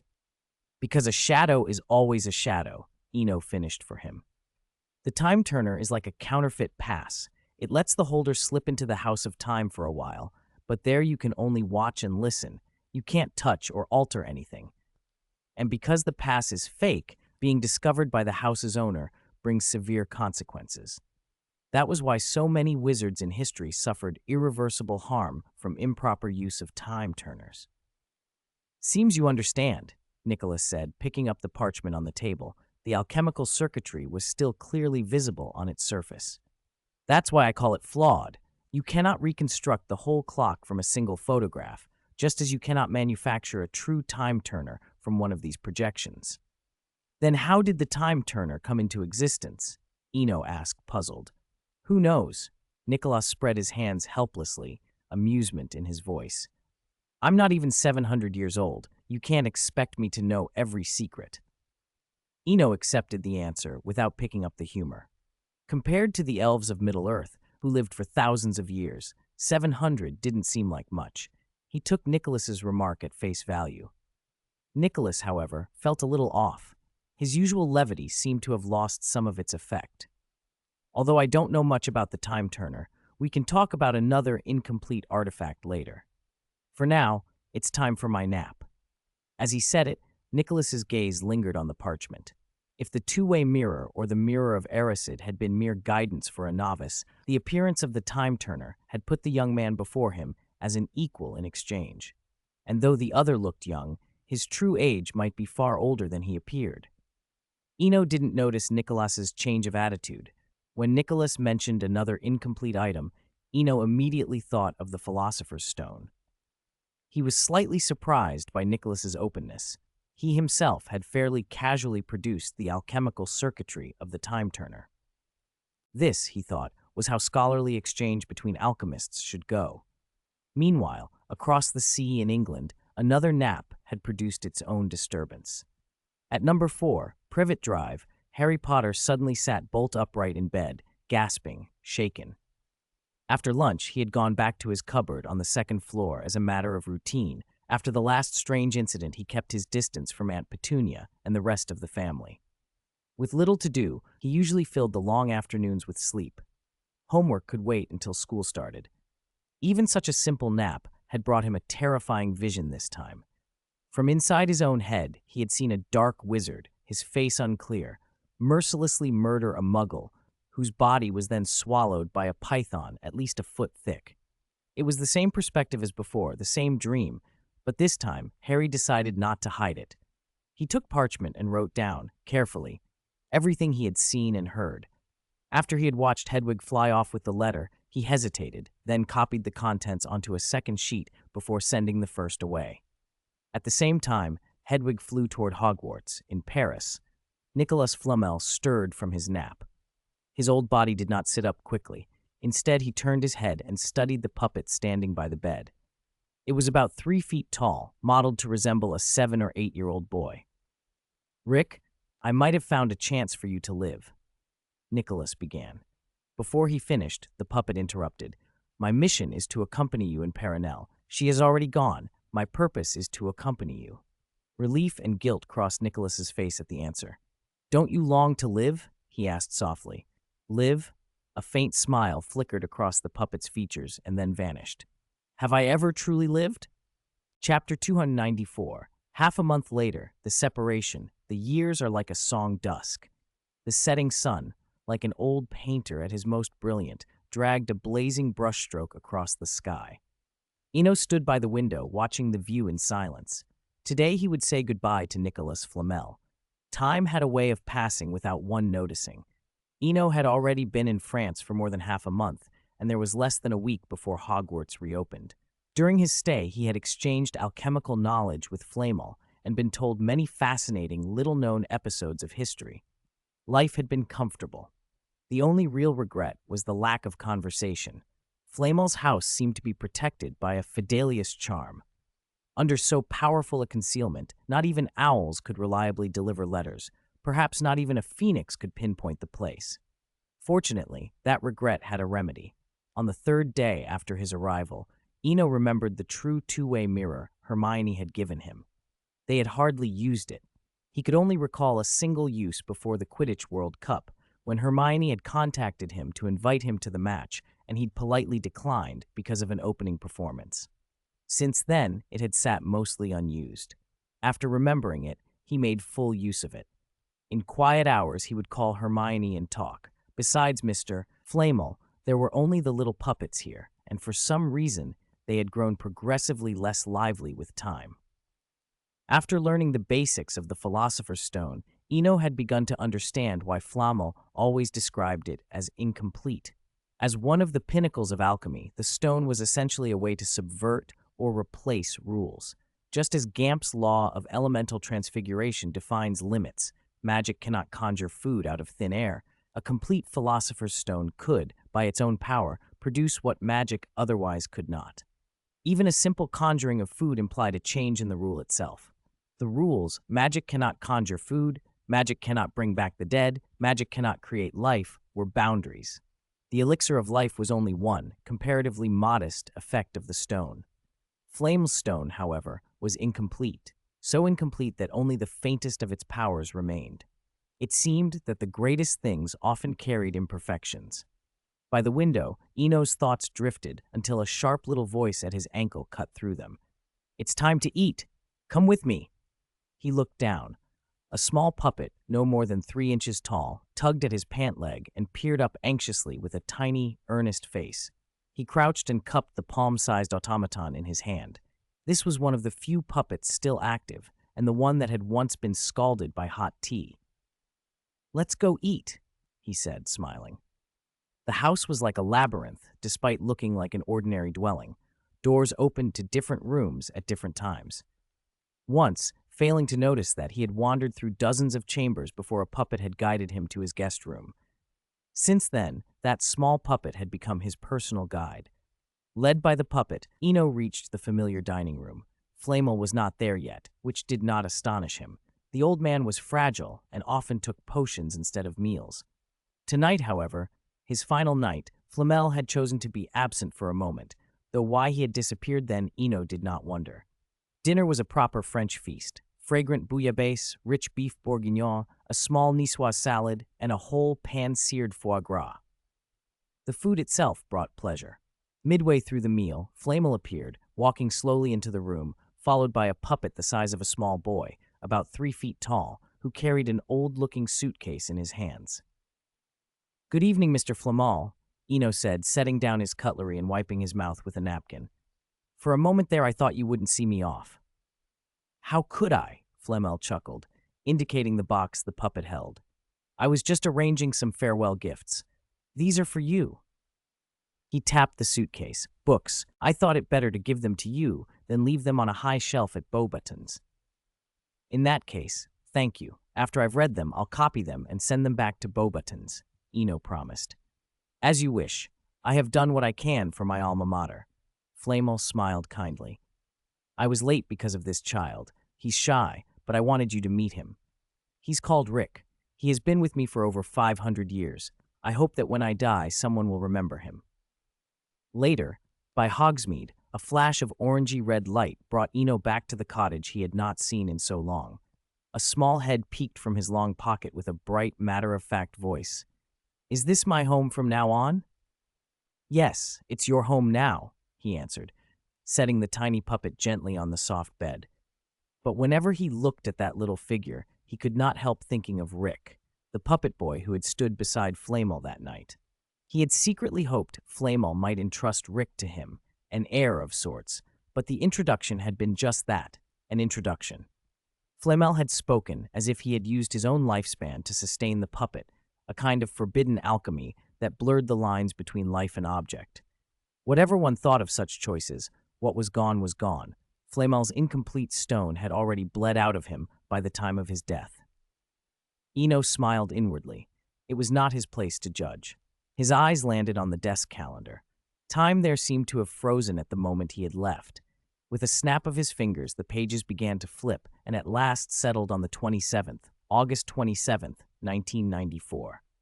August 27th, 1994 entry, The Philosopher's Stone. The Philosopher's Stone is a man-made crimson stone with magical properties. It can be used to create the elixir of life, which extends the drinker's lifespan, and it can also transmute metals into pure gold. The famed alchemist Nicholas Flamel is credited with creating the only known Philosopher's Stone by 1991. Mr. Flamel used it to make the elixir of life, which prolonged the lives of himself and his wife Perenelle for more than 6 centuries. Chapter 295, One Man's Alchemy Factory. Sometimes not everyone loves solitude. Most people, perhaps, are pushed by circumstances to train themselves to live with loneliness. Hogsmeade Cottage. In the second-floor bedroom, Eno had transfigured a full-sized bed for the little doll and had made some matching miniature furniture. When he finished, he opened another suitcase gifted by Nicholas Flamel. The suitcase was made from Thibaut warthog hide. Its style looked retro, almost medieval, but it was extremely practical. Thibaut warthogs are magical creatures prized by wizards. Their hides are used for shields and as a material for invisibility cloaks. Compared with cloaks woven from demiguy's hair, Thibaut warthog hide is even more valuable. Its defensive properties are extraordinarily strong. Because it was just a suitcase, Flamel hadn't bothered to use the hide's invisibility function. That was a small matter, though. Eno didn't care. He'd been meaning to replace his old suitcase for a long time. With a high-end piece like this, He'd only need to modify it slightly, and its concealment and defense would far surpass his old luggage. For now, he wanted to see what Flamel had left inside. Opening the case, Eno slipped down the ladder into the undetectable extension charm space within. It wasn't large, only a few dozen square meters, about the size of a room. The furnishings were sparse, 2 walnut bookshelves against the walls. One of the 10-foot-high shelves was crammed with books bound in various old covers. The adjacent shelf held dozens of small dolls in different shapes. Eno recognized those dolls. They'd been the ones who served tea and water. But their function wasn't limited to chores. In previous conversations with Flamel, he'd learned more about them. Not only could they, like house elves, do laundry, cook, and handle everyday tasks, they could be excellent alchemy assistants, even independently crafting alchemical items. What puzzled him was that they were now quietly lying on the shelf, unused. Flamel had anticipated that question. Beside the shelf lay an unopened letter. A few minutes later, Eno set the letter down reluctantly. He finally understood Flamel's meaning, and why these alchemist-like dolls hadn't been donated to Beauxbatons as part of an inheritance. It really is an equivalent exchange, he murmured, a touch of melancholy in his voice. These little dolls weren't merely magically animated toys like wizards' chess pieces. They relied on a philosopher's stone core, on life force. A wizard exchanged 1 year of their own life for 1 year of the doll's vitality. With such a brutal cost, it wasn't hard to see why Flamel hadn't willingly left them at Beauxbatons. A life for a life. Most people simply couldn't afford that. If they were mere toys with little value, no one would waste years of their life on them. But these dolls were practically alchemists. If they circulated freely, the number of cases of missing wizards would likely double each year. Despite the grim terms, Eno felt a thrill. These dolls seemed tailor-made for him because of one feature of the fantasy world, time reversal. As long as he remained in the fantasy loop, pouring vitality into these dozens of dolls would cost him only a few decades of lifespan in that timeline. Once the story concluded, he would return to his original state before entering. It was like a loop. He could afford to maintain the dolls permanently without any true, lasting loss. Why bother setting up an alchemy factory? He grinned. I am a mobile factory. Eno looked at the dolls with pleasure. With them, why bother recruiting alchemists? Not only could he mass-produce things like film mirrors, if he wanted, he could even move on to other alchemy markets, perhaps even the wand market. But that was idle ambition. Like his work on the film mirror, his real aim was simpler, to make the magical world more interesting. If it were only for galleons, he wouldn't have gathered so many people to join him in the first place. Half an hour later, he climbed out of the extension charm compartment. Outside the window, the sky was pitch black. Hogsmeade looked peaceful in the night, rows of houses warm with the occasional light. After one last look at the view, he closed the curtain and went straight to bed. After more than half a month on the road, he longed for the comfort of sleep at home. Morning. A crisp tapping sound woke him. He opened his eyes to find an unfamiliar owl at the window. He didn't recognize the bird, but he unlatched the window and let the messenger in. Only then did he notice a small stack of letters already on the sill, accumulated while he'd been away in France. He tidied the pile, then brought a bowl of water and a few nuts for the owl. While the bird pecked happily, he saw the wax-sealed envelope tied to its leg. A large H marked the seal, and the wax was a vivid red. Perhaps because the current head was from Gryffindor, the seal color had changed. He opened the envelope. It was his 4th-year enrollment form. Most textbooks hadn't changed, but some core courses had been updated. Standard Book of Spells, Intermediate Transfiguration Guide, Intermediate Potion Making, and the like. 4th year already, he muttered, feeling a little dazed. 3 years had slipped by without him noticing. He remembered practicing the fire-making charm alone under a bridge as if it had been yesterday. Time had flown, and many things had changed. He set the enrollment letter aside and turned to the other mail. One was from Newt, mainly reporting the academic community's reaction to the birth, or supposed birth, of a phoenix. Some scholars were already beginning research. Eno snorted at the idea. With deliberate effort, creating a phoenix was far from simple. Condensing the core emotion of fire was an enormous barrier. Known phoenixes had arisen from pure, genuine emotions. Sparks Flame, born of a Quidditch player's unwavering persistence. Fawkes tied to the great sacrifice of Dumbledore's ancestor. Fide, from the ultimate sorrow of a delicate snow dance curse. Corvus, born from the collective hope of thousands in Rohan. Any stray, impure thought would spoil the condensation of that core. He put Newt's letter down and opened the next one. It was from Harry. His note was short and described a dream. A dark wizard with an indistinct face killed a muggle, and the muggle was swallowed by a python. Time had a way of slipping by unnoticed. It was September 1st, 1994. At King's Cross, the Hogwarts Express sat quietly on the tracks. Newly admitted students, leaning on the luggage trolleys their families pushed, looked around with that particular mixture of curiosity and excitement. For all the children, muggle or wizard, Hogwarts was a longed-for place. For wizarding families, who had only heard stories of it as children, the prospect of seeing the famous school in person made everything feel that much more real. Eno stepped through the barrier to platform 9 3/4 alone. The familiar sight steadied him, but the calm didn't last long. He felt the harmless prickle of attention and looked up casually. Curious eyes studied him from a respectful distance. The fame he carried meant this was inevitable. He tolerated being observed, but he wasn't interested in becoming a permanent spectacle. He offered a polite smile and headed toward the train.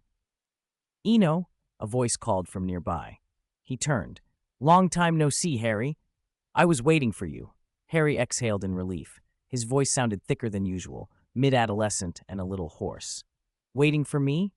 Eno arched a brow. Then he remembered the letter he'd seen a few days ago and relaxed. "Don't worry about Hogwarts. You're perfectly safe here." "It's not Hogwarts I'm worried about. I just feel uneasy." Harry's face tightened. The nap he'd taken that afternoon had produced a dream too vivid to forget. The image of a muggle's dying eyes stayed with him. "Let's get on the train. This isn't the place to talk." They found an empty compartment and climbed in together, ignoring the old, petty rules about houses. As older students graduated year after year, the atmosphere at Hogwarts had changed. House rivalry remained, but without the bitter edge it used to have. Harry visibly relaxed as the train pulled out. "That dream really shook me. I have this feeling something's going to happen this year." "Leave predictions to Professor Trelawney," Eno said with a half-joke, but Harry's reaction made him sit straighter. Wizards' intuitions could sometimes be disturbingly accurate. Though he didn't know Dumbledore's full plans, Eno knew the headmaster well enough to suspect he would make arrangements if danger threatened. "Trelawney?" Harry's voice rose. She told me something before the summer." "What did she say?" Eno asked. The name Trelawney had a way of making even skeptical people uneasy. "She said..." Harry's face flushed with anger. "She told me I would kill Professor Dumbledore." Eno felt the compartment tilt a few degrees in his head. At first, the idea seemed absurd, but when a prophecy was framed against the right background, it could begin to make an awful kind of sense. If a fragment of Voldemort's soul could reach out through Harry's scar and seize him, he might do something rash. Dumbledore's kindness and patience had limits, yet the old headmaster would never deliberately harm Harry. That, too, could make the prophecy twist into something tragic. Eno felt the cold logic. Perhaps the prophecy meant an act of killing that wouldn't be straightforward. If events pushed that far, he suspected he would be willing to shoulder responsibility and be the one to stop the catastrophe, even if it painted him as the villain. "It's ridiculous," Harry went on, face tight with shame and anger. "How could I possibly hurt Dumbledore?" Before Eno could answer, the compartment door swung open. You two." Draco stood in the corridor, dressed sharper than usual. He'd heard Eno was on the train and had come to find him. The scene inside, Harry's flushed face and Eno's composed one, left Draco surprisingly flustered. Eno noticed something else in the Malfoy boy's expression as he grew older. His thoughts were no longer as simple as they'd once seemed. "Malfoy, what are you doing to Harry?" Ron's shout came from the corridor. He'd been trailing behind with Hermione and Ginny. The three of them peered into the compartment, and Hermione and Ginny exchanged a look that had an odd, familiar bitterness in it. "That's enough." Eno rose, decisive. "Harry, don't think about it. Nobody takes Trelawney's prophecies seriously." He pulled Draco aside and left the compartment. He did not want to linger in a place where questions could explode into gossip. Ron's loud voice in the corridor had already made several younger students poke their heads out, curious. Rumors, Eno thought, would be a dangerous thing once the sorting and the feast began. After Eno left, Ron, Hermione, and Ginny climbed into the compartment. "Harry, what prophecy?" Ron demanded, genuinely upset. He had always been the first to hear Harry's confidences. The idea that Harry had kept something like this from him stung. Harry sat there, the color slowly draining from his face, and tried to tell them about the divination lesson before the holidays and the line that had changed his whole summer. The Hogwarts Express had done its duty again. The old steam train had safely delivered another crop of students to their destination. As the Thestrals drew up at the station, Eno climbed down from the compartment and followed the path up to the castle. But this time the forecourt was crowded. Many first years stood outside the gates, yelling and cursing, then covering their heads and dashing for the entrance as if expecting a barrage. "Goyle, go see what's happening." Before Eno could say anything, Draco had already ordered Goyle to investigate. Draco himself had no intention of rushing forward. No self-respecting Slytherin throws himself into danger. Eno found he rather liked the change. Compared with the untrained Harry from the original story, Draco had grown sharper. Just then, as Goyle moved toward the gate, a colorful balloon filled with water fell from above and burst with a loud pop, soaking the gathered students. That blasted Peeves. The crowd erupted again, but their curses only brought more balloons and Peeves's high, gleeful cackling. Eno looked up. 15 feet above the main doors, a squat, ridiculous figure with a bell-shaped top hat hovered, clutching an armful of water balloons. "Ha ha! You little brats! Since you won't come in, Peeves will come out to greet you. Take this." Peeves roared with laughter and lobbed a balloon into the crowd. When he showed no sign of stopping, Eno decided he couldn't just stand by. Peeves blocking the entrance was a problem. He walked forward, and without hesitation, the other students parted to let him pass. Peeves readied another throw, then froze when he saw who was coming. Its comical eyes rolled. It made a disgruntled noise, and unexpectedly it turned and vanished. Sk, boring. Everyone nearby was surprised, Eno included. He had studied the history of Hogwarts enough to know Peeves's reputation. A poltergeist born with the castle, feared by almost no one except the Bloody Baron. Even some professors sometimes couldn't stop Peeves. That the poltergeist would back down so readily struck Eno as odd, but there were plenty of strange things in the wizarding world. He filed it away in the back of his mind and followed the crowd into the castle. Once Peeves had disappeared, the first years filed into the great hall in an orderly line. The hall itself looked subtly different, as if someone had redecorated during the summer, brighter candles and a ring of delicate enchanted lamps floating around the ceiling. Eno found a seat at the Slytherin table and settled in, but a low, hoarse voice came from behind him. "Peeves actually fears you." Eno turned. The Bloody Baron stood there, pale and gaunt, his translucent robes streaked with silver like dried blood, dark, fixed eyes staring out of an ashen face. Shackles hung from his wrists, the chains a constant silent penance. He said nothing more, merely shook his head at Eno's earlier remark that a poltergeist's fear was nothing to worry about, and slid soundlessly back into the wall. The sorting ceremony had already begun. Professor McGonagall led the new students across the side entrance into the hall, each tiny figure solemn and self-contained. The old song of the sorting hat peeled off key as ever.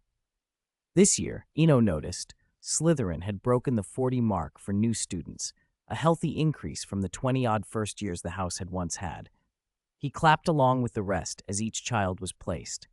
When the hat was put away and the high stool returned to its place, Dumbledore rose at the head table. He smiled at the assembled students and lifted his wand with a characteristic little flourish. "I am very happy, very happy.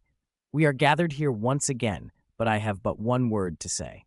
He tapped the air with his wand and announced simply, "Eat." At once, the empty tables bristled with food. "Finally we can eat," someone mumbled. Crabbe, Eno realized, and he rolled his eyes but said nothing. He sliced a piece of steak, and as he speared it, noticed silver-white ghosts drifting through the hall between the flickering candles. The sight, combined with Peeves's strange retreat and the Baron's unexpected words, left a small, persistent unease. He remembered Trelawney's prophecy, something Harry had mentioned on the train, and for a moment he was tempted to slip away to ask Dumbledore what had been happening over the summer. But the headmaster looked relaxed and cheerful as he ate, and Eno forced himself to wait. He would go to the office after dinner. The Bloody Baron, Slytherin's resident ghost, appeared gaunt and almost pearly pale, faintly translucent. He wore a long robe stained with silver-red marks and bore shackles, a constant act of penitence for a murder he had once committed.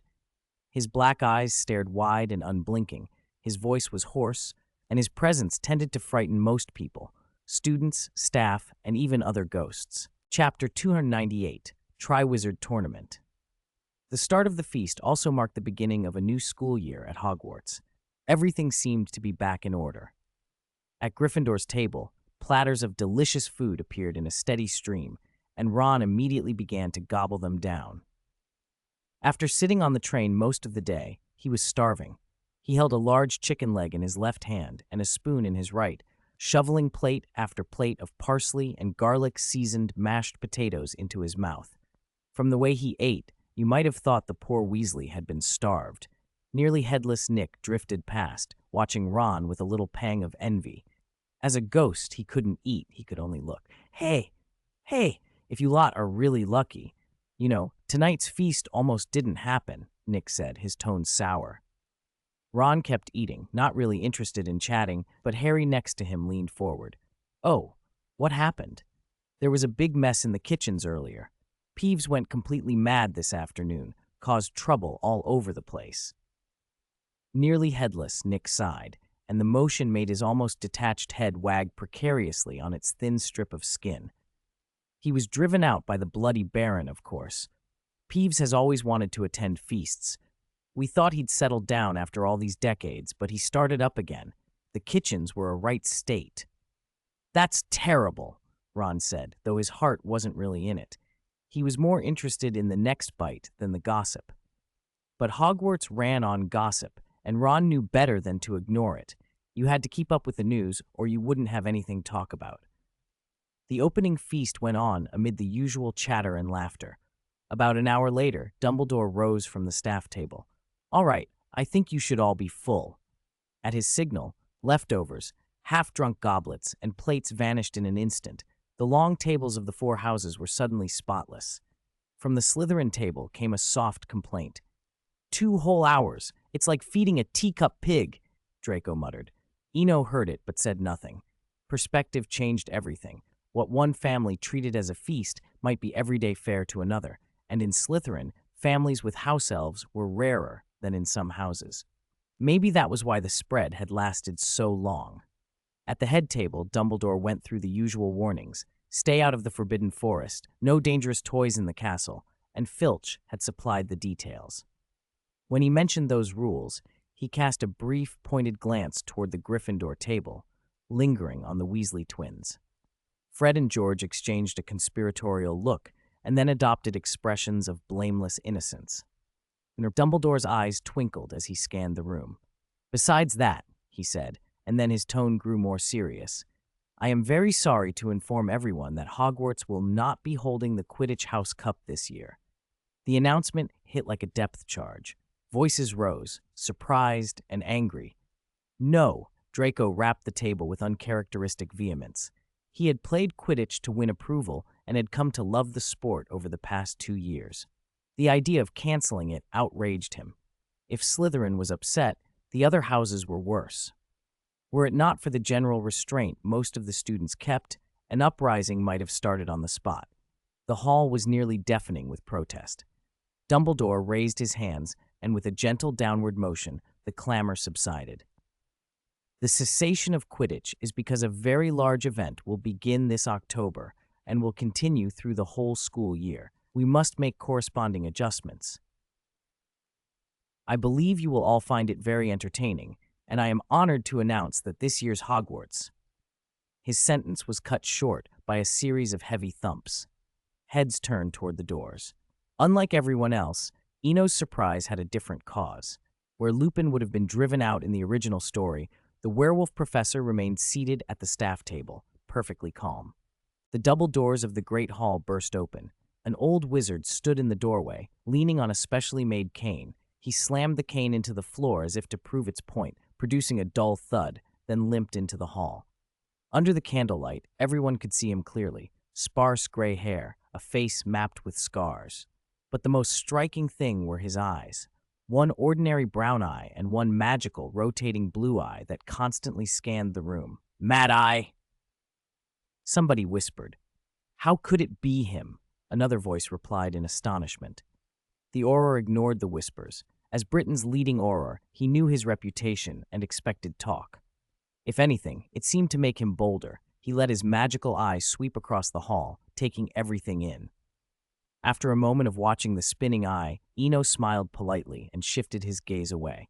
The brief exchange was enough. The odd, unsettling stare convinced him this was indeed the real Mad-Eye Moody. He felt no urge to stare back. Provocation would be pointless. Moody was obviously powerful, but he was only human. Eno's curiosity turned to Dumbledore's arrangements. Hogwarts was a large school, but staff positions were fixed. There were no vacant professorships.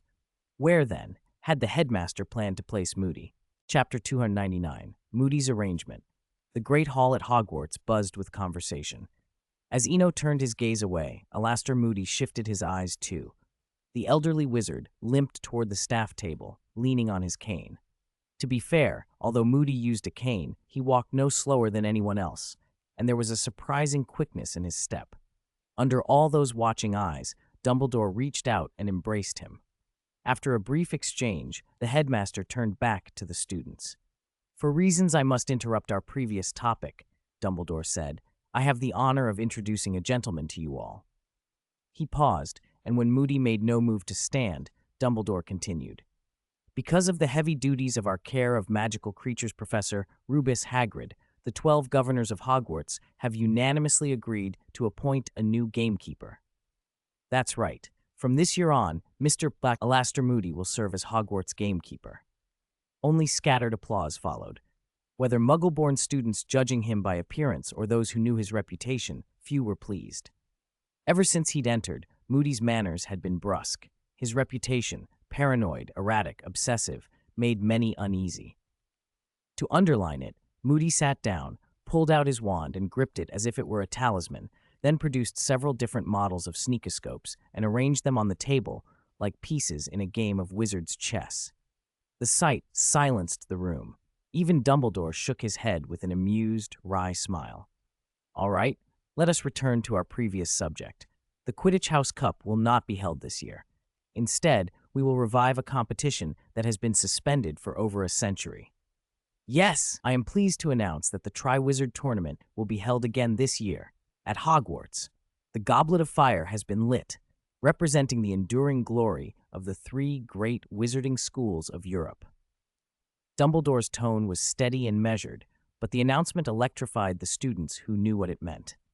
For those who did not, the excitement around them made it easy to join in. Glorious, someone shouted. At the Gryffindor table, Ron nodded enthusiastically. Harry, puzzled, poked him. Ron, what is the Triwizard Tournament? Oh, it's terrific, Ron said, trying to sound informative but betraying a guilty expression. Don't ask him, Hermione snapped from across the table. Can't you see the guilt all over his face? Ron flushed. He started to protest, then decided it was better not to. Hermione, however, launched into a rapid lecture. It dates back to the 13th century. Each of the 3 schools selects a champion to face a series of dangerous tasks. The winner gets a lot of money, and their name is written forever in the Goblet of Fire. Fame, riches, champions, thrilling adventure. She rattled the facts off quickly. By the time she finished, Harry and the others around him had a clear picture. 3 schools, 3 champions, deadly challenges, and the kind of glory that made teenagers' hearts race. Money, fame, and adventure made the invitation nearly irresistible. More than one young witch or wizard felt a fierce longing flare up. Across the hall, the Slytherin table wore a different mood. With the new first years aside, every 2nd through 7th year Slytherin was watching one man.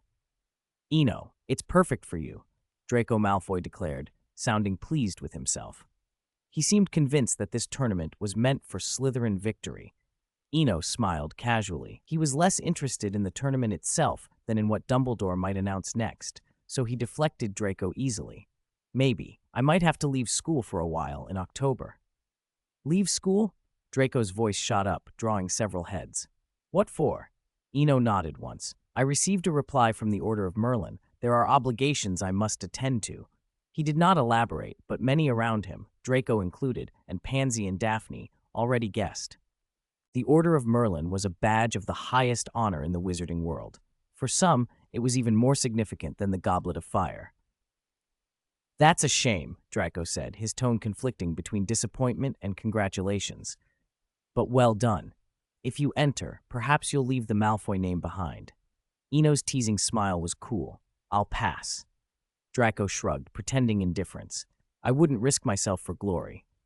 Thanks to half listening in History of Magic, Draco knew why the tournament had been stopped in the first place. Eno, meanwhile, was thinking of other things. He wasn't sure anyone could refuse the tournament's pull. It would be the first Goblet of Fire champion in over a century. The chance was rare. Eno's thoughts drifted to Cedric.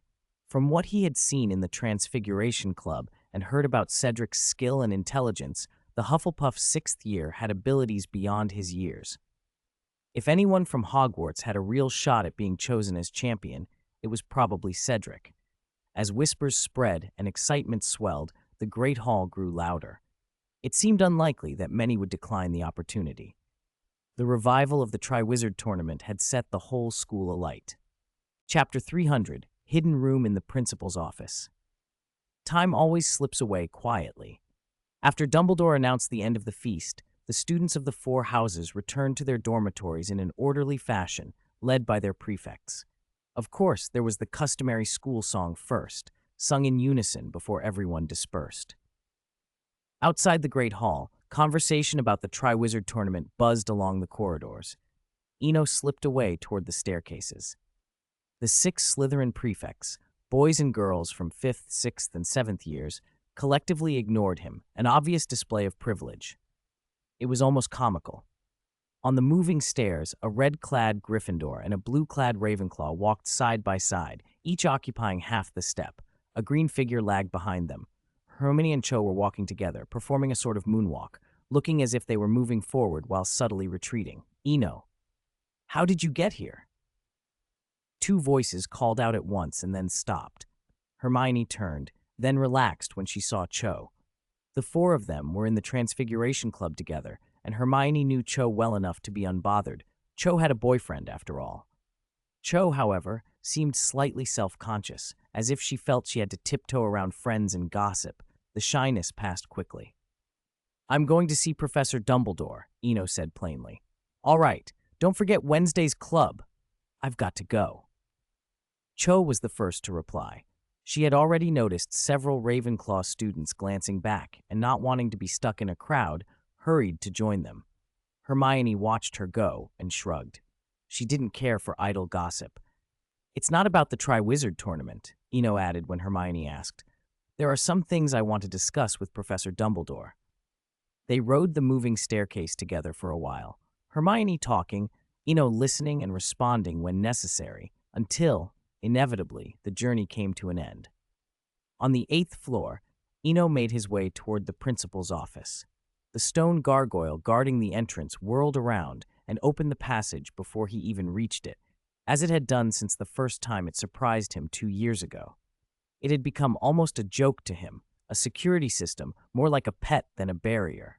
He thought, not for the first time, about how certain people in positions of authority in the original story had been unable to get through that door.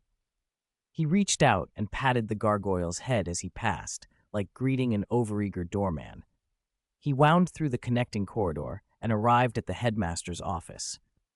Dumbledore had not returned directly after the feast. It was a little later than he'd hoped. With the new gamekeeper this year, a later return wasn't unexpected. Eno sat on the sofa and waited. The office was unusually quiet, so much so that he could hear the subtle snores coming from one of the portraits. Even the normally talkative portrait of Black was asleep. Gradually, Eno's eyes closed. Meanwhile, at the other end of the 8th floor, The Gryffindor common room was lively. "I've decided. I'm going to compete," Ron declared with mock heroic seriousness. Harry nodded out of habit. The rest of the room paid him little attention. "I just don't know how they'll choose the champion. By drawing lots. If you ask me, they should pick one through Wizard's chess. Then I'd rather have a Quidditch match," Harry shot back. George emerged from the crowd, carrying a stack of butterbeers, looking as if he'd opened a stall. "Your wild ideas make me laugh," he said to Ron. "Laugh? What is there to laugh about?" Ron protested, half offended, half amused. He remembered the end of the Quidditch World Cup and Ginny's money pouch overflowing with galleons. At least dozens, he estimated. "You and Fred are rich, so why do you still sell things?" Fred popped up behind Ron. "Do we sell to make money? No, we do it for fun. And we didn't add a single nut to the price." He took a can of butterbeer from his robes and handed it to Harry. "This one's on me." "And what about mine? I'm your brother." Ron glanced at Fred expectantly, only to have Fred feign ignorance. "Oh, brother." George produced a can and handed it to Ron with a grin. "That'll be 3 sickles, brother." Ron's new smile vanished instantly. Back in the headmaster's office, Eno woke and glanced at the clock above the mantel, 10:30 p.m. He decided not to wait any longer. Who knew if Dumbledore would return tonight? "Corvus," he whispered. A soft flare of orange and red filled the room as his phoenix appeared, shaking down feathers into a gentle glow. Eno rose to call the bird to carry him back to the dormitory when an oval archway of pale light opened on the far wall of the office. He looked at it with curiosity, then, since the headmaster was absent, tried to pretend he hadn't seen it and bent to gather his phoenix. "Ah!" came a dry, amused voice from the room. "I thought you might be a little curious, but you were going to leave so decisively." Eno froze. The words seemed to come from nowhere and everywhere at once. As he stood there, a small page of light unfurled in the air, like a glowing pamphlet. It hovered before him, and the text arranged itself into neat lines, as if some invisible quill were writing for his eyes alone. British Ministry of Magic. Classification. XXXXX. Xiaodi's sharing today. Demiguise origin and distribution. Demiguises are native to the Far East. Appearance. The demiguise resembles a graceful ape. Its large black eyes are often hidden beneath long fur that gives it an expression of timeless melancholy. The creature's body is covered in long, silky, silvery hair. Habits. Demiguises are gentle, quiet, and herbivorous. They are elusive. When threatened, they can become invisible and are difficult to observe unless one is skilled in their capture. Abilities and uses. Demiguises can turn invisible and possess a limited ability to foresee immediate future events. Their pelts are prized for the weaving of invisibility cloaks. Note, however, that such cloaks may lose their transparency over time. Related lore. Because of the demiguise's ability to vanish, it is associated with the symbol for 0 in the runic alphabet. The glowing page folded itself away as calmly as it had appeared, leaving the headmaster's office once more quiet, save for the soft rustle of Corvus settling on Eno's shoulder and the faint echo of that amused voice.